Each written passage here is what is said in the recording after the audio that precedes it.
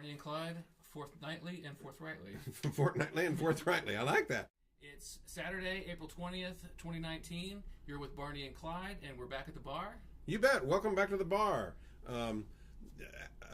Anybody who's joining us for the first time, this is a fortnightly podcast, a fortnightly exchange of ideas between a libertarian and a conservative. The overlap of the Venn diagram overlap of our worldviews is a strong sense of the primacy of freedom. There you go. Yeah, and so. It's a lot of agreements and a lot of there's divergence a lot of area. On some things. You bet. Yeah, but there's one areas thing we outside don't diverge on are delicious beverages. You bet. Now, this is in the afternoon, so it's not quite cocktail hour yet. So what we're doing today is. Have you had this before, Todd? I've had this before. I like this very much. All right. We're not sponsored by or endorsing in any way Exactly, Gosling's ginger beer. I brought the diet Full version because disclosure. Barney and I are both watching carbs, I think. Yeah. So, Gosling's Diet Ginger Beer. it is quite tasty. All right. No alcohol, but it's still... Let's have a taste here. A new experience for me. Yeah, it's very gingery. Lots of... and I think that the diet one... Oh, nice. Doesn't pronounce itself as being diet. Mm-hmm, nice. It's ginger. And ginger, really yeah. Burns Do you my nose. We're both cooks, too. We like to talk about that stuff. Do you work with ginger much? I love to chop fresh ginger root and then smell my fingers. I like that. My wife makes a lot of ginger tea. I like to just shave the ginger, put it in, and just pour the hot water right over top of it. Oh, mercy. Oh, yeah. So brilliant. All right. Well, this is some good stuff. Anyway, for those who have been with us a long time, you know that we generally structure our show in terms of some segments, and we're adding more segments, and we'd like your feedback on which ones you think work the best and which ones might need some tweaking or jettisoning. And that's a mouthful, isn't it? But some of them include old news, where we look at something that kind of has fallen off the radar screen, something that was a big deal a month ago. But never really got resolved. Exactly, and what's going on with it, and we look into that. Mm-hmm. Sometimes we do one called The Local Angle. We live in a community of 44,000 that is unusual for being a heartland, a flyover country community that you couldn't call it the Rust Belt because we have a very strong manufacturing economy. Mm-hmm. And some interesting things that come out of that. So sometimes there's local that has, and we don't get into the weeds on the local aspect of it. We choose those things because they have larger implications. Right. Yeah. And then another segment we do is the hyperbolic chamber. One of my favorites. Yeah, me too. Because people say some things that are just throbbingly purple, in terms of their the hyperbole involved. They're just off the charts exaggerations, and there's a lot of that going on these days. And then one that we're looking at doing more with is called "You'll Never Be Woke Enough," and and I wrote a blog post. By the way, I blog daily, at least daily, sometimes more than once daily, at late in the day. Just Google Barney Quick late in the day, and you should get there just fine. And I did a post recently about that, where the left is constantly moving the goalpost, just keeping, and so many people want to be one of the cool kids or get invited to the right cocktail parties. In some cases, it's just they want to be seen as a decent person, by golly, Maybe that's enough for a lot of them. But these people bend over backwards, but the left will never give you that validation. They always keep that validation just out of reach. And it's unfortunate for them because they're really eating their own lately. And it's fragmenting them to a place that, makes them less powerful, which, to me, I think halting the march of leftism across the country is a good thing, and if they want to fight their internal battles, but the internal battles, unfortunately, aren't unique to just the left or to just Democrats. Right, and we're going to get into that, some examples of the left eating their own here. But you and I have had an exchange, a conversation lately, in which we talked about it's not just the left. You spoke about there's this kind of insistence on a purism that goes way beyond what's feasible within libertarianism. Yeah, the Libertarian Party is packed with infighting. Yeah. And it's really disheartening sometimes because we're already a really small movement compared to Republicans and Democrats. Right. And to see people infighting and doing the purity tests, you're not libertarian enough for X, or you're not, you don't tick all the boxes, so you would use government in this case. And, it's like, well, if we all want to move the needle towards being more free, and government is in our lives to a certain degree already, and we push it back a little, then I feel like we've won the day. We may have not won the battle, but we've won the day. I was recently talking to some people about a project here going on locally where, because of the 2008 flooding, the federal government has restrictions through FEMA about what can be done with that land use. So I suggested that we, as libertarians, volunteer for the project, and that we scoop some shovels full of dirt and throw in some assistance wherever we could. And a lot of people, to their credit, were like, "Yeah, we should totally do that." And some were like, "Nah, maybe not." But some people were defiantly against it because it's endorsing government involvement. There's going to be government grants, and there's going to be it's going to be a public space, a publicly tenanted space, and there's parks money and stuff like that. And it's unfortunate that we can't talk about the best way to get. But a little libertarian elbow grease is gonna and move things back the other way. That's right. That's right. And if we're gonna say that we're voluntarists but never volunteer, yes, exactly. We're not gonna move that needle. And then there's a third bunch that also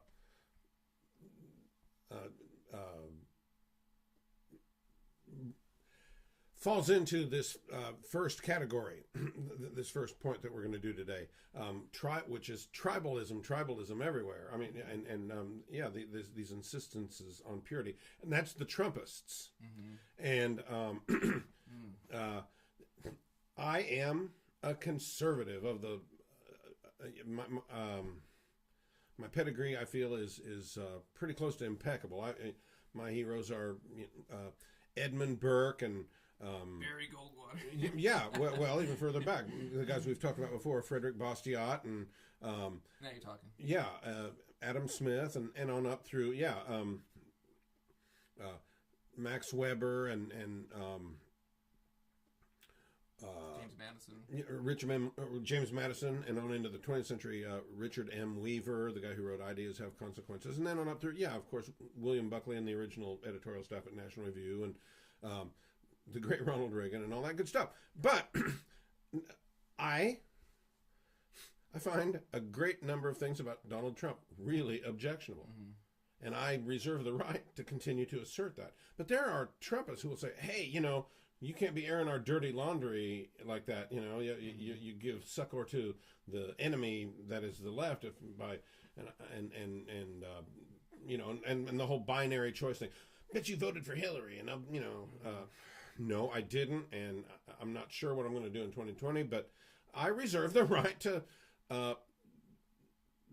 say that there is a great number of things about Donald Trump that I find objectionable. Yeah, absolutely. Yeah. And I think that the reason that this happens is because very few people actually put down on paper or even the check boxes in their brains and say, these are the reasons why I support or reject a candidate, right? These are my personal principles, and to me, we've talked about this before, but those principles are freedom. Does this person attempt to maximize freedom? Does this person defend the Constitution?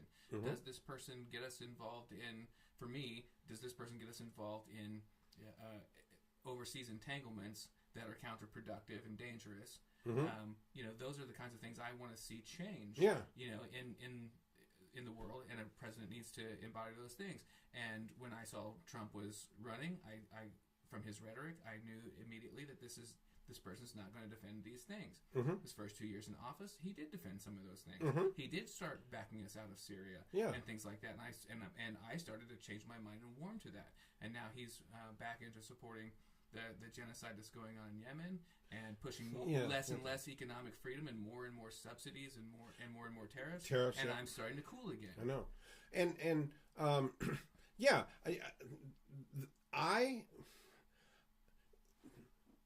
I feel that conservatism in 2019 one thing that conservatism brings to the table is the ability to hold two things as true at once. Mm-hmm. Trump's got a great many objectionable qualities. On the other hand, he's responsible for or been in on some great policy moves, mm-hmm. judicial appointments, deregulation, pulling out of the Paris Climate Accord. I got a checklist of those. But and you hit on a very good point. People are not inclined anymore to ask themselves, what is my core philosophy? Mm-hmm. What's my core set of values? For years, and I think maybe Ronald Reagan really got this going, actually, the idea of three-pillared conservatism. And I've got my own way of articulating it. I can do it real fast for you. Sure. One, free market economics, beginning with the principle that a good or service is worth what buyer and seller agree that it's worth, mm-hmm. period. No other party, certainly not government, should be involved with that. Two, an understanding of how and why Western civilization has been a unique blessing to humankind. And there's kind of two branches to that. One, Judeo-Christian morality, and two, the Greco-Roman heritage of how to organize a society, representative democracy. Okay, and three is, this is where we depart a little bit, because but I would put it, a foreign policy based on what history tells us about human nature, mm-hmm. that people got this scrappy streak to them. I have to put it very simply, and we have to take that into account as we form. Another way of putting it might be ensuring that our closest allies are those with whom we share the most interests and values. Okay. All right. Yeah. All right. Well, anyway, but no, people don't do that. Like you say, a checkpoint or a checklist or bullet points or three pillars to their worldview or anything. Mm-hmm. And absent that, you got to sign onto a brand name. Yeah. And I really feel like that's you get behind. Why we talked about before that I left the left, mm-hmm. right? And I feel like I actually didn't. I feel like I had a set of core principles, mm-hmm. and I became a libertarian because those core principles moved. You know what I mean? I didn't move, mm-hmm. but they moved out of the Democratic Party, mm-hmm. right?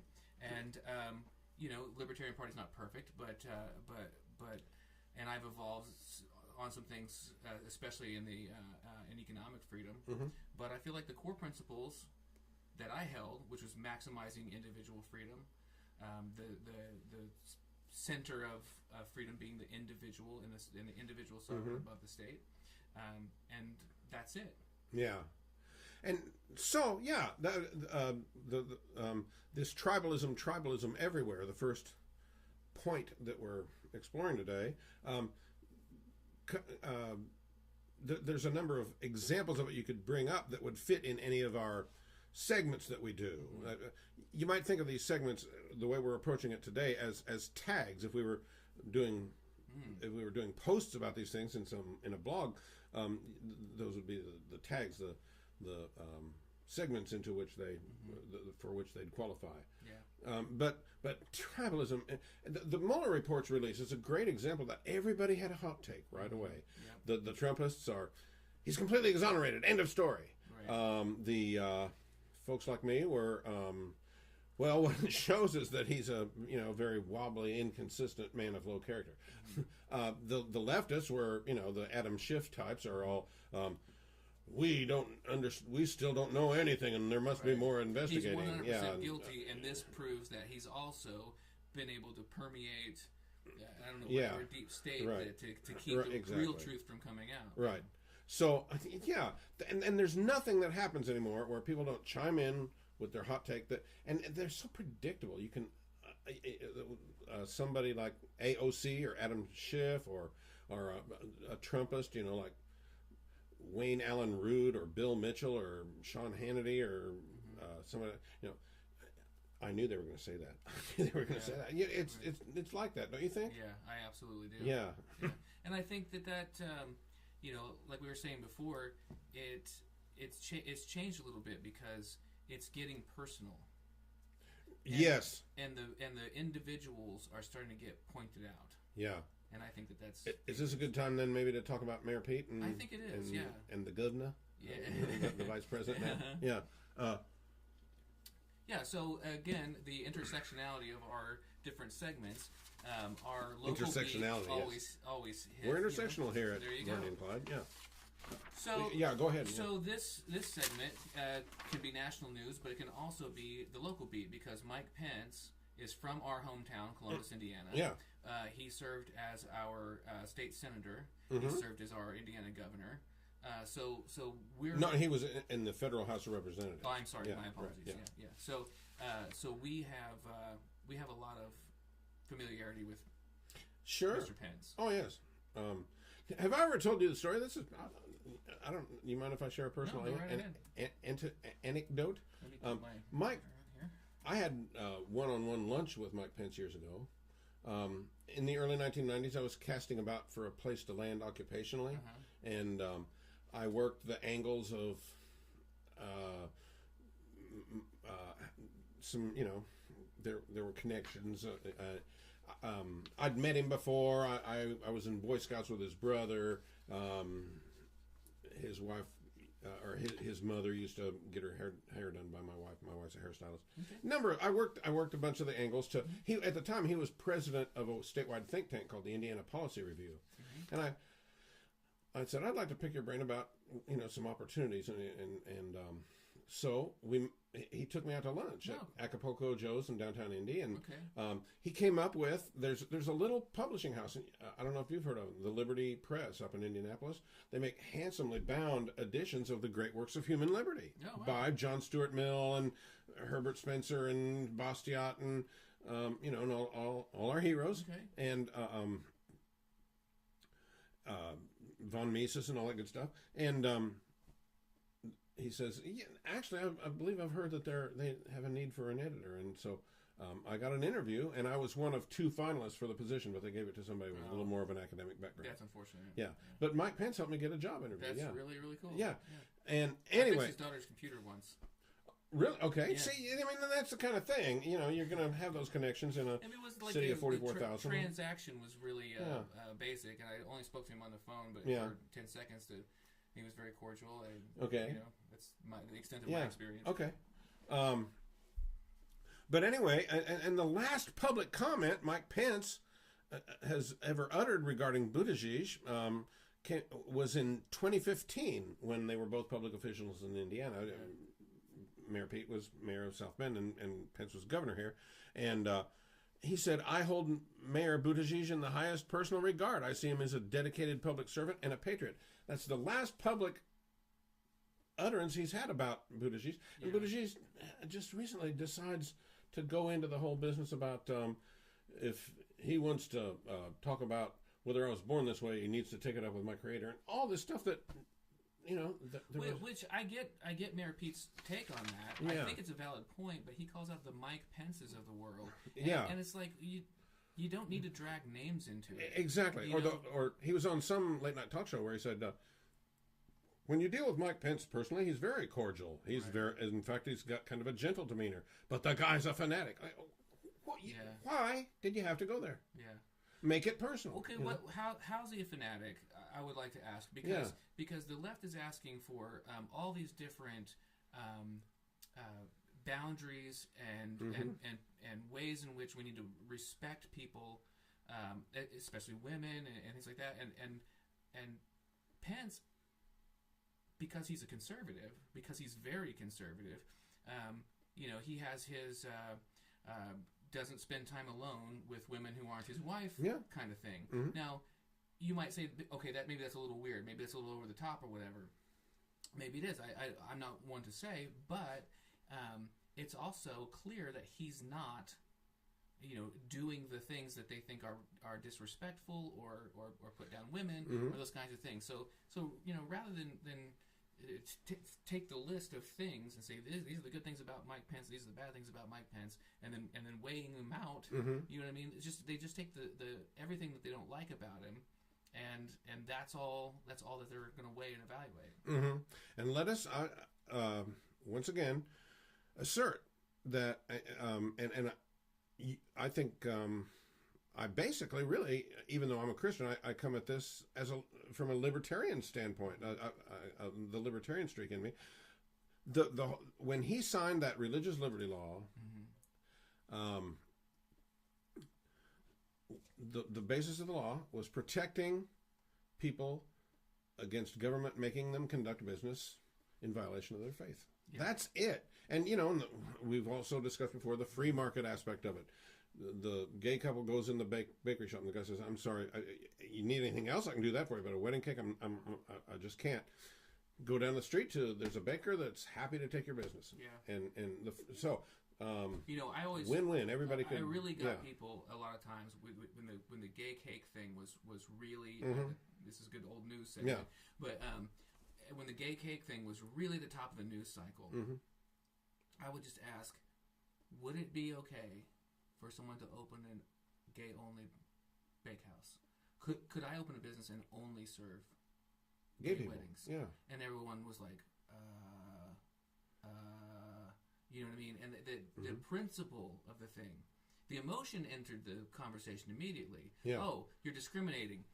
Must smash. Yeah. And I agree. We should be working to smash out discrimination or unfair discrimination. And we should be working to get past these petty differences. But there's I don't know. I think that people, again, they just haven't often thought about the principle of why they believe what they believe. Exactly. Yeah. And everything is about branding these days. Everything's got a logo and a slogan, and so that people's inclination to tribalism is just fueled by that. Yeah. Yeah. But again, the tribalism, though, maybe some of that's healthy. We talk about policy or we talk about culture, and we have a broader conversation. We push back against each other. But I really feel like the left lately has been making it personal. Yes. Like we talked about Buttigieg or Buttigieg. Yeah. Calling out Mike Pence specifically after Mike Pence hadn't done a specific thing to him. Right. And had a pretty good record on when the Supreme Court decision came down of getting Indiana's marriage process set up and ready to go and changed in order to meet the new regulations, basically. But we were also I was talking how the LP had a booth at the Columbus, Indiana Pride event, and they were super welcoming. They weren't ill to us in any way. They got us a booth. We didn't pay for anything. It was very, very easy transaction to make. Okay. But the Democratic Party booth was directly across from us. And I went over and said hi and looked at some of the stuff that they had. And one of the things that they had was a book, and I forget what the title of this book is, but it's like a children's book, and it's about the gay rabbit that lives in Mike Pence's house. Okay. Yeah, I think I've heard about this. And it's by John Oliver, the worst person in the world. Okay. But again, it's like it's personal. I really felt like that. I flipped through this book and everyone's going, "Well, isn't this hilarious? Isn't this hilarious?" I'm like, it's not. It's not hilarious at all. It's bullying. You know what I mean? Yeah, You're thank bullying you. Mike Yes. Pence right now. Now I get it. The guy's a public figure. He's going to have to be open to attack, and he's going to have a thick skin. But like, you're calling somebody out specifically. You're not calling out ideas. You're calling out a person, and it's that it's is the gross. key point. That is the key point. What are we? How are we doing time wise? We're about halfway through, I think. Wow. Okay. Okay. So tribalism everywhere. That was the first point we wanted to cover today. Now let's look at why a real free market still seems like a distant dream. That's point number 2. And Exhibit A, while we're on the subject of Mayor Pete, he recently, I'm trying to think where, I wrote a blog post about this, but he, in some interview, somebody asked him about the economy or economics and as a general subject. And he felt like he was boiling it down to the essence by saying, well, the economy is basically the interaction between the public sector and the private sector. What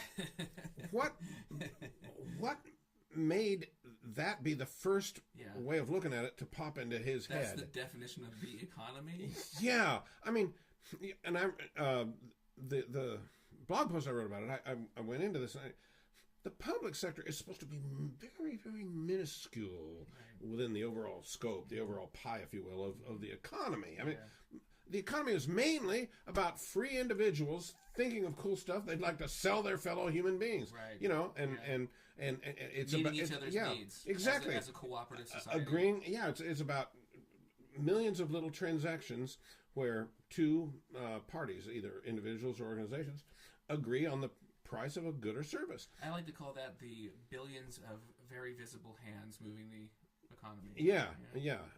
I hope everybody out there is familiar with the Adam Smith's concept of the individual hand. It's very elegant, and that's mainly what the economy is all about. Is and even within the public sector, I think I've mentioned this on previous episodes. One of my day gigs is covering local government for a media company that has 4 radio stations and a news website.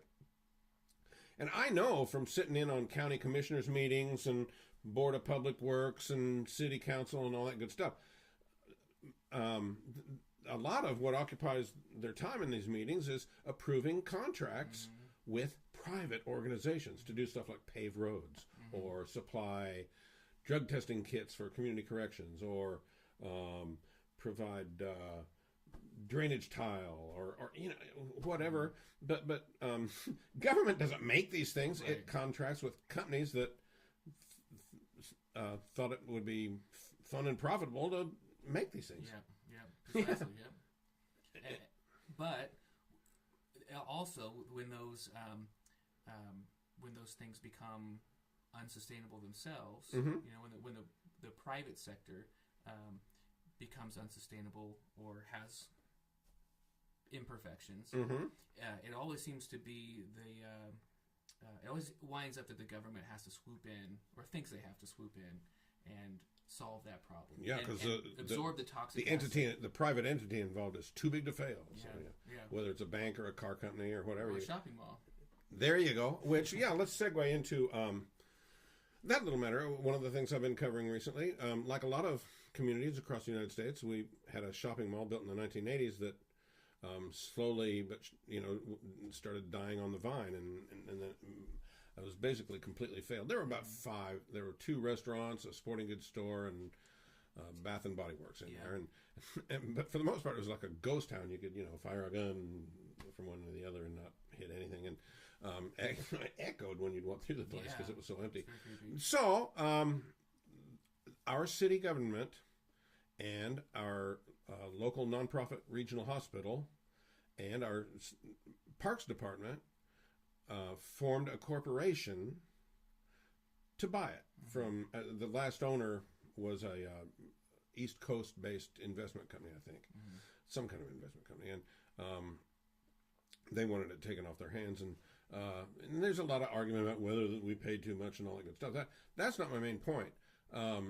What I specifically want to talk about today, this week I sat through 3 proposals from design companies, design consultants that have business doing this. They've transformed other failed malls around the country, and each of them had a little different take.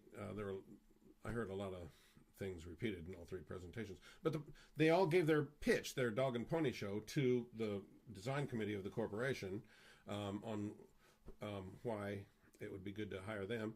And they had some sketches and drawings and what if kind of things.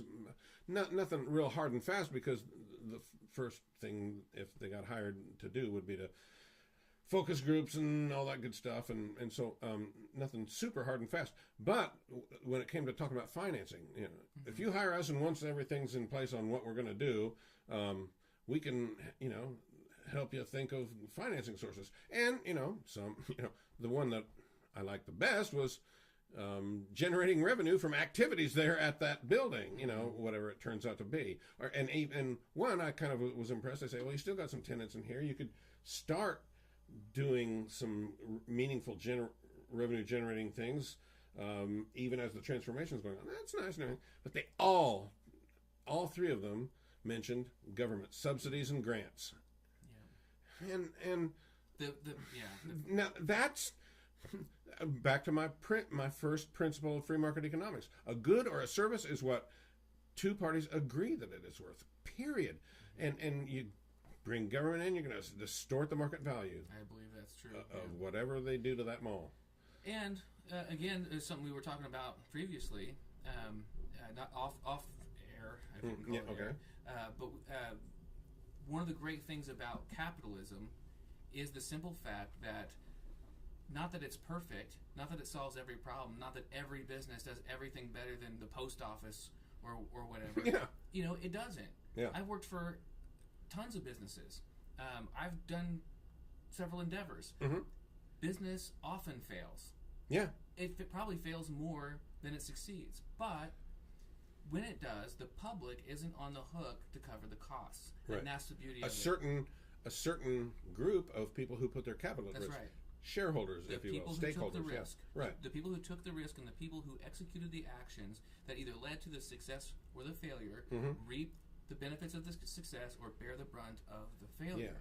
Yeah. And when you take things like these toxic assets that failed and you prop them up with government in an unsustainable way, you really just take out the brilliance of how capitalism works, and then again you get to blame the market for the failure in the first place. Yeah. And so look what we had to do. Yeah. And in cases of a failed business, in a completely free market scenario, those people put their capital at risk of their own volition. Mm-hmm. When government's involved, you're putting your capital at risk at the point of a gun. That's right. Yeah. And again, you're not just putting your capital at risk, you're putting other people's capital at risk. Mm-hmm. Right? And exactly. And then when you fail to meet the mission according to the budget, you don't have to go back to your board and get approval. You don't have to tell your boss why you failed and hope you keep your job. You just go to the public and extract more money from them. Exactly. You don't even have to ask permission. Right.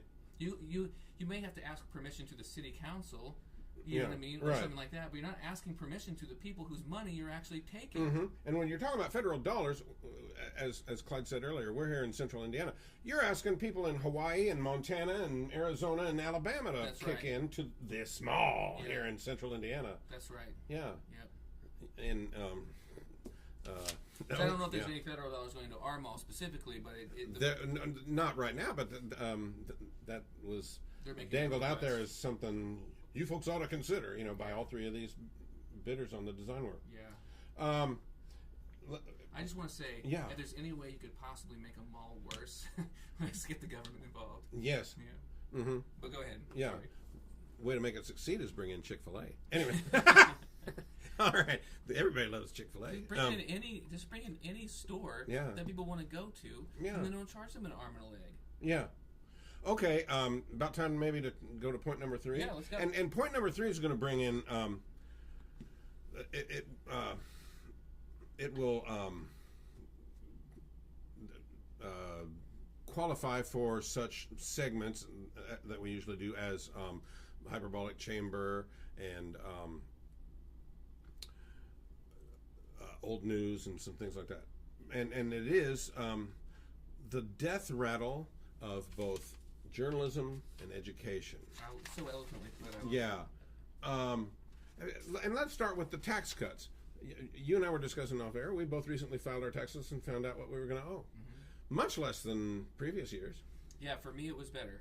Oh, yeah. But I have some concerns about it, but I'll save that for the end. Okay. But the thing is, and of course, the very stable genius never misses a chance to toot his own horn. I mean, to the extent of vulgarity, as far as I'm concerned. I mean, it's just like, oh, give it a rest. Don't you have the slightest bit of quiet dignity in you? Mm-hmm. But he on a purely results level, he has the right to brag on this one. The Trump tax cuts saved working families an estimated $100 billion. Full 90% of workers saw an increase in pay after the IRS adjusted withholding tables to reflect the new law. And these aren't just Republican talking points. The tax Policy Center estimated that 82% of middle-income Americans would receive a tax cut for an average reduction of an individual income taxes of $1,260 in 2018, increasing after-tax incomes by 1.7%. Lower middle-class households saw the largest tax cut as a percentage of their income, the Wall Street Journal reported. According to the Treasury Department, 90% of Americans saw an increase in their take-home pay. The Bureau of Labor Statistics reported a 3.3% average wage increase. CNBC reported the wage growth for October and December 2018 was tied for the best since April 2009. The Bureau of Economic Analysis reported that the real GDP grew by 3.1% in the fourth quarter of 2017 to the fourth quarter of 2018. But now, Americans are still skeptical of the Trump tax cuts. According to the Real Clear Politics average, only 36.3% of Americans approve of the tax cuts, while 40.8% disapprove of them. Why? What's going on here? Well,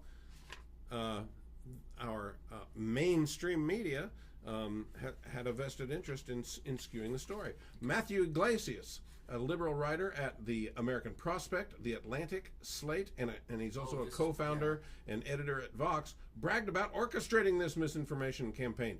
Nobody likes to give themselves credit for this kind of messaging success, but progressive groups did a really good job of convincing people that Trump raised their taxes when the facts say a clear majority got a tax cut. He tweeted this. He was perfectly willing to brag about it on Twitter.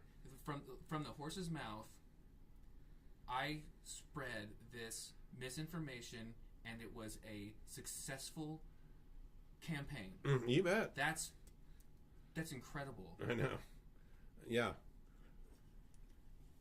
I mean,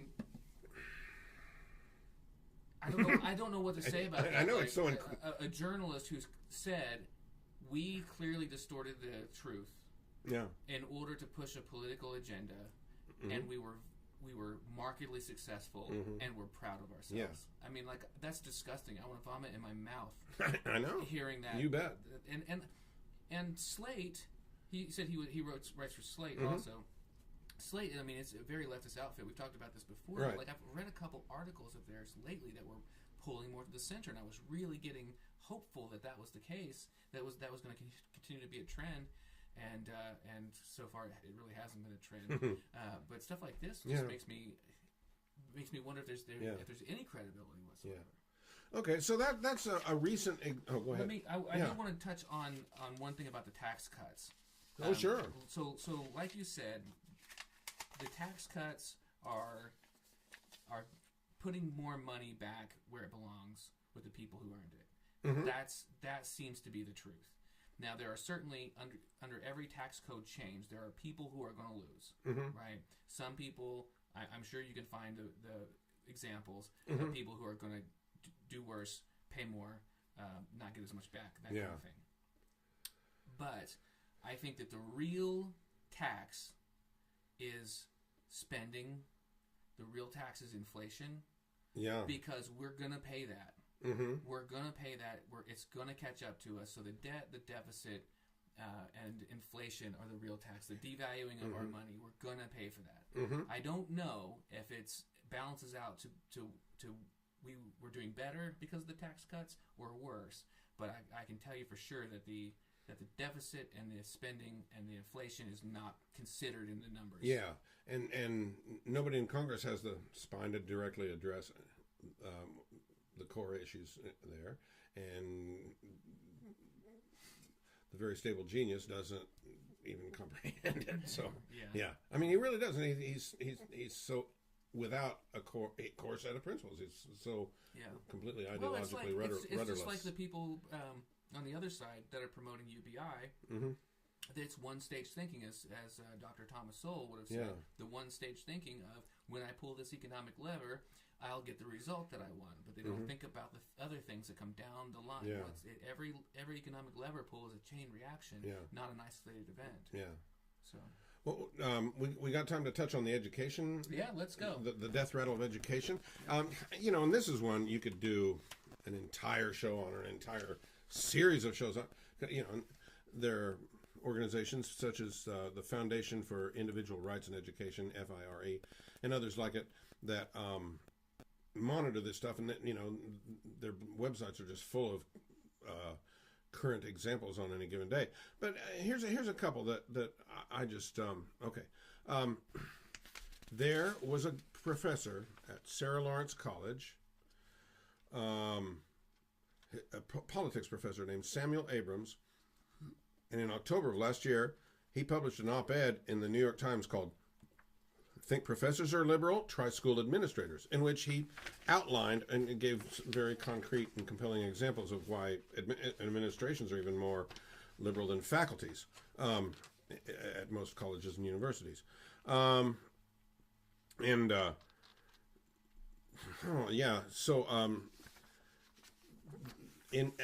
a result, the radical groups at the college demanded that Samuel Abrams' position at the college be put up to tenure review to a panel of the Diaspora Coalition and at least 3 faculty members of color. In addition, the college must issue a statement condemning the harm that Abrams has caused to the college community, specifically queer, black, and female students, whilst apologizing for its refusal to protect marginalized students. He must issue a public apology, his door of his office was vandalized, So Professor Abrams spoke with President Judd of Sarah Lawrence and to discuss the situation, during which President Judd told him he had created a hostile work environment. When they met in person, Judd suggested Abrams was back in the job market, despite the fact that he is a tenured professor. This is all, and it kind of reminds one of what happened at Evergreen State College recently. Yeah, so you read this article? Yeah, I can send you the link. I just wonder, it doesn't sound like, from hearing your report there, that he did anything other than say that a majority of college administration, individuals lean left. Yeah, that's it. That was his point. That was the point of his New York Times op-ed. Okay. And yeah, grass is green. Yeah, the sky is blue. Right. I mean, that's verifiable. Mm-hmm. That's information you could find. Is he wrong? The thing to do, some faculty member, student, administrator, whatever, ought to write a counter op-ed and get it either in the New York Times or some is he, some other weighty venue.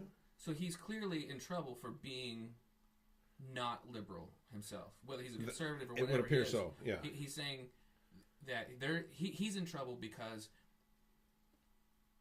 he's alluding to the fact that there's a bias of some kind. Yeah. And these people apparently are bent out of shape because they're being accused of having a bias. Yeah. And they're clearly demonstrating that exact bias by calling for this guy's head. Yeah, exactly. Do I have time for one more? Yeah, but I'm curious. One thing about this story, though, really quickly. Get me the link for that if you don't mind. I'd like to put it in the notes. All right. So that people can reference it. Yeah. To parse out what they think is. Actually, I'll do that. Okay, brilliant. Okay. Another recent example is Michael J. Knowles, who's a writer for the Daily Wire, Ben Shapiro's outfit, recently gave a talk at the University of Missouri's Kansas City campus, and his talk was called "A Man Is Not a Woman." Okay. And until about 10 years ago at the outset, really more like 5 years, that would elicit a well duh response from pretty much everybody in the world. But anyway, hecklers got into the hall where he was doing it, and he kind of stopped mid-speech and said, "I know you're so oppressed, my dears. I know life is hard for you. You have to live in the richest, most equitable, most just country in the history of the world. You have to get a college education. You have to voluntarily go to lectures. It's so awful, I can't imagine." And then they stood up and started leaving, and then some of the crowd, the ones that supported him, started clapping. And Knowles said, "Thank you, gentlemen, for your support. I'm not that intimidated by these guys. There's a course being taught right now at an American university on angry white men. when I look at who's angry, I'm not so sure. The heckler started yelling again, prompting Knowles to reply, I know, it seems so hateful. You guys seem lovely and sweet. You guys seem so compassionate and lovely. To make a long story short, all hell broke loose, and one protester got out some kind of white powder that he was trying to scare Knowles into thinking it was bleach or even something more toxic. Okay. It was something innocuous. I don't know if it was flour or what, but squirted him with a white powder, and then the cops were called, and I think there was even subsequent complaining about the cops being called and so forth. So that's the latest from the campus front. Yeah, it's getting kind of silly. I think maybe we should do a whole segment on that would qualify for hyperbolic chamber, and that would be very hyperbolic. Yeah. But I think we should do a whole episode on the rise of the trans issue in general. All right. I have some friends that are trans that I dearly love, and it's a really sensitive topic. Mm-hmm. So I'd like to give, if we step into it, I want to give it the time and nuance that it deserves. But I think it deserves some conversation. Okay. From many angles. All right. What do you folks think? Be sure to chime in and. Speaking of, Barney and Clyde Show at gmail.com. Barney and Clyde Show at gmail.com. That's where you send an email there. You can also find us on Facebook. Yeah, indeed. Search Barney and Clyde Show there. Yeah. And you can send us a private message or... and our videos are available on YouTube, but it's kind of a tedious process to find it by YouTube search. But I will put the links directly into any notes. Okay. Yeah. Well, listen, thanks for joining us once again at the bar, and... cheers. We hope that you have a great fortnight. We shall see you again in mid-May. And, there you go. Yeah. And Barney and Clyde, fortnightly and forthrightly. Fortnightly and forthrightly. I like that. So stay free.